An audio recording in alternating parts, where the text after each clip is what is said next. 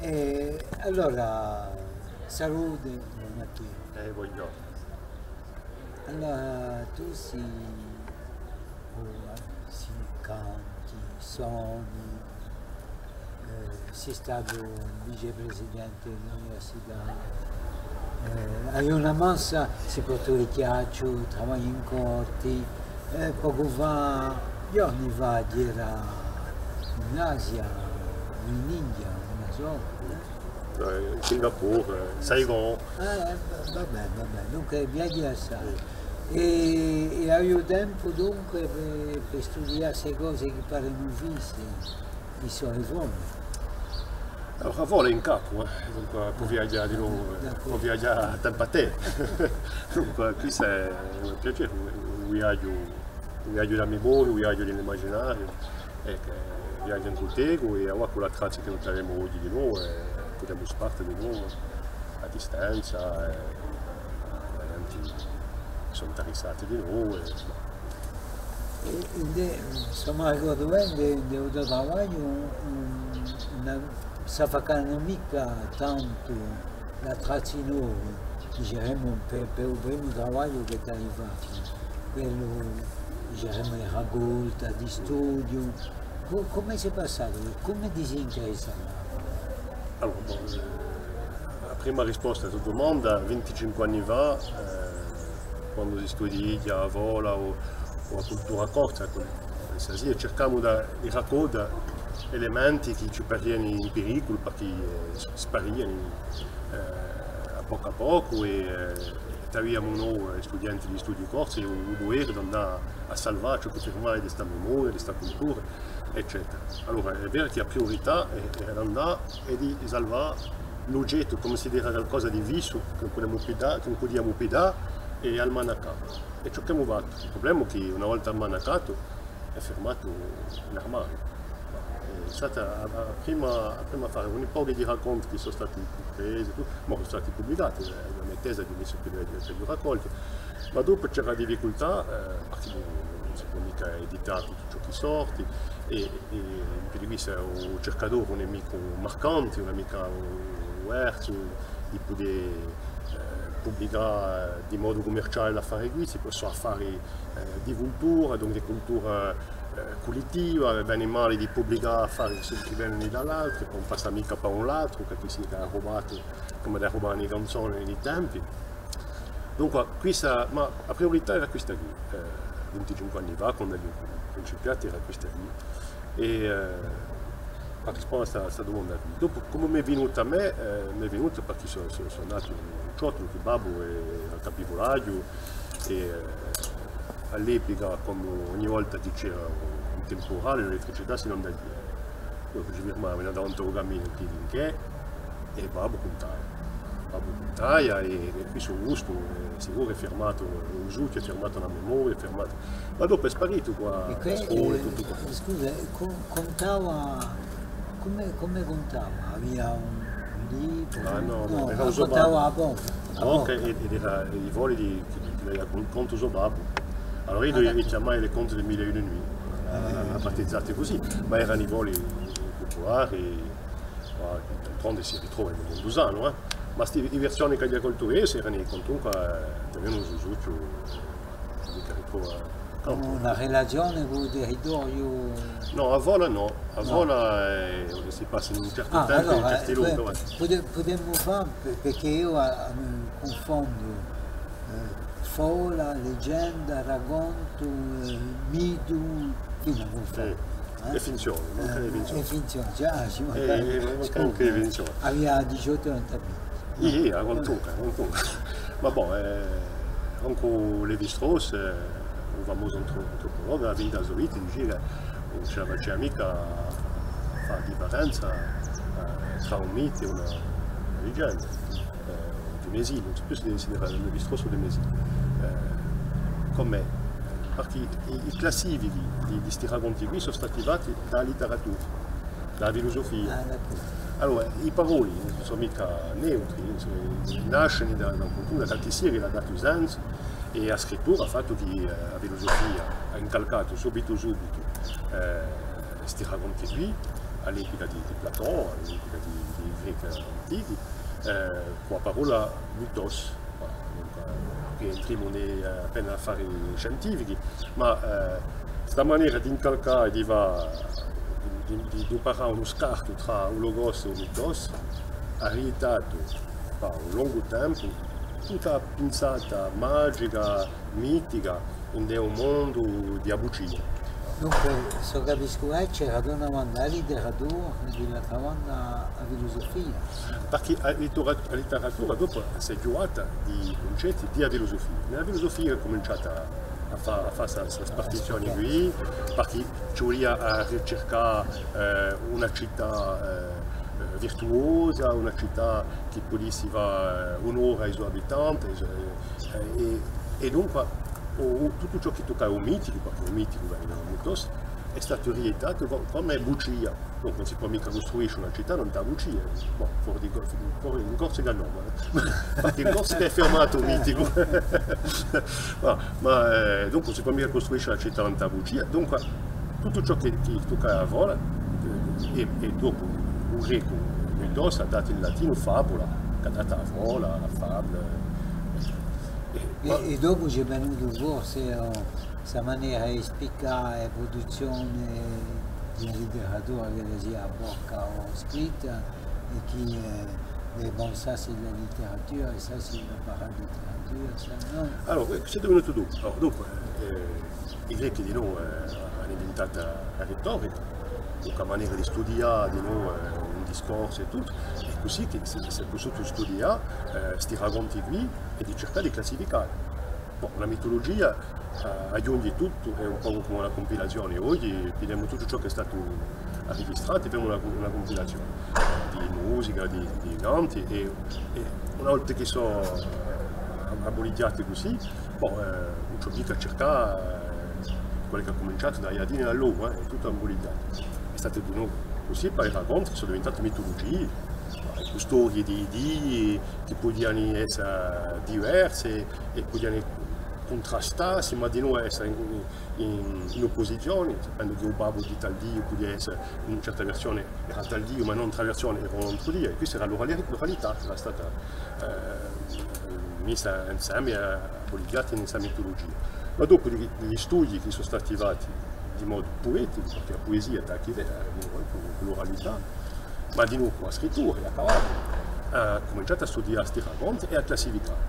E dunque, poco a poco sono nate classifiche che a tempo, perché dopo il cristianesimo ha ripreso tutta la filosofia greca e romana e ha istilato di nuovo i suoi racconti così, lasciando sempre da canto tutto ciò che era mitico come bugia. Dunque è un rapporto a un mondo che è considerato come falso, dunque, come può esistere che nella letteratura. E dunque vuole, poi dopo un mito, la differenza tra vola e un mito. Come cercare la differenza tra vola e un mito? Posto che diviene dalla stessa parola. Voilà, ma a parola, ciò che ci ritiene dai due canti è che è stata considerata come parola di bugia. Dunque, o vola o mito è bugia, dà responsabilità di un filosofo e dopo da un scientifico, ben intesa, e la letteratura si è giocata di questi modi. Allora, dopo la vola comunque è piuttosto una circa, è piuttosto una maniera di cercare un racconto iniziatico in due l'eroe, con i miei eroi al principio, da vaso strada, da rispondere ai pochi di prove, e dopo sarà l'eroe, e dunque si può comunque fare una distinzione un po' un mito, che sarebbe piuttosto un mito fondatore, ma tanto si entra ciò che si conta dentro a questi racconti qui. Ma la letteratura ha continuato e gli studi di letteratura continuati a caratterizzare. E tipo, ma ci sono i voli di meraviglia, ma ci sono i voli pariglia, ci sono i voli di animali, i vauli, le fabule, come va la differenza in corso tra la vola e la fabula, la vaula, mica bene, per cosa una vaula. Dunque c'è tutto questo aspetto qui, e il problema è che quando un antropologo giunge per studiare questi racconti qui, la traccia che sono in faccia lì, sono questi qui, sono parole che sono stati imposti in qualche maniera da un potere filosofico, scientifico, religioso e che in maniera i tre erano da consente per dire sono bucci. A Vincione sono i racconti d'apparizioni, di apparizioni di fantasmi, di Vincione giustamente, ma a Vincione vuol dire che non è mica vero. Ma per qualche sia che ha visto uso babbo, uso zio che è morto 20 anni fa e che trova in Caruglio, e anche di volte a dita gli ho anche parlato. Non è mica una bugia, non è mica un'illusione, è una realtà. Ma se questa persona qui ha dato un po' di informazioni che sono coerenti. Allora, questa è la prima questione che mi sono posto io. Se il lavoro non sta a scompartire la classifica letteraria, è già sbucinato tutto ciò che ho detto qui per giungere a questa riflessione qui, ma invece io devo studiare questi racconti qui a parte della sua propria cultura, un'oralità che non è mica un'oralità di una società chiusa, non esiste nemica, quelli che hanno studiato l'antropologo del XIX, quindi sai, che erano i salvati richiusi in una sua jungle, una sua macchia, una zona, e no, erano qua. Questa riflessione qui, mi sono detto, a Vincione, la parola vuol dire che ciò che ha già parlato è falso, invece che la gente che racconta invece non è vero. Un po' risente. È questo. Dopo, allora, come rifletta, donc ci vuole entra appena dal pensamento popolare. E tanto allora le classifiche che esistono, come va il cercatore, il scientifico, come va per trovare la sua strada? Una strada originale che non so, c'è la classifica di Arne e Thompson. Quelli è un potere maggiore, diciamo, è quasi qualcosa che ti incadena, no? Ci sono passato, ma funziona non dai motivi, i motivi sono letterari. I motivi sono letterari, sono figure. Scusa, interrompe, ma... No, ma è una discorsata. E ci sono passato anche, è interessante. Per studiare un motivo di modo letterario è interessante. Ma io faccio antropologia, e dunque non podia mica entrare nella bellezza, della poesia, della maniera di concepire o re animali, in una stavola specifica che è scartata dall'altro. Ma ho fatto dire, l'oralità mischia tutto, e cioè ti due volte che appartengono a tre tipi di Arne Thompson. Allora, quali saranno?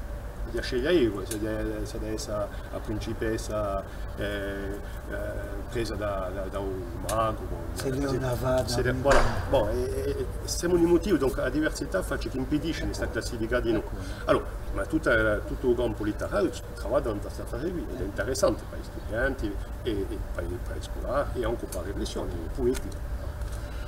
Dunque, io appena poi so che questi racconti qui hanno una vera in cui una concepitura di un mondo tradizionale che consideri come campiamo mica soli, che c'è mica da una parte una realtà materiale e una persona che pensa di carta, una persona che pensa è una cosa stesa che si può manipolare.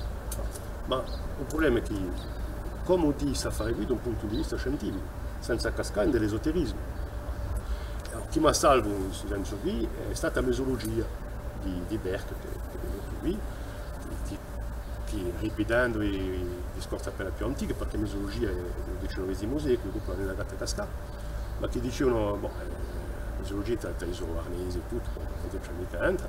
Ma dice una ma mi pare interessante di spiegare. Una macchina facile da capire che per la mesologia l'uomo non è mica diverso dai suoi paesaggi, cresce in quei suoi paesaggi.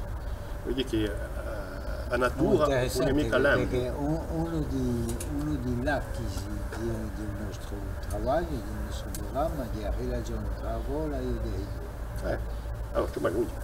E dunque, se l'uomo non è mica una cosa di pensa, una cosa stesa, diversa da lì, vuol dire che se non cresciamo in cui nasce loro, vuol dire che i nostri luoghi sono una parte di ciò che noi siamo e noi siamo una parte di... Allora, quando si risente a fare qui, ritroviamo l'attaccamento di un corso a zottare. Non è mica una legge privativa, non è mica una legge di possesso capitalistico. È una legge... Non è manco, perché qui si sente subito che ci vuole essere un'interpretazione politica di ciò che ti hai detto a terra. No, non capisco, è un affare intimo.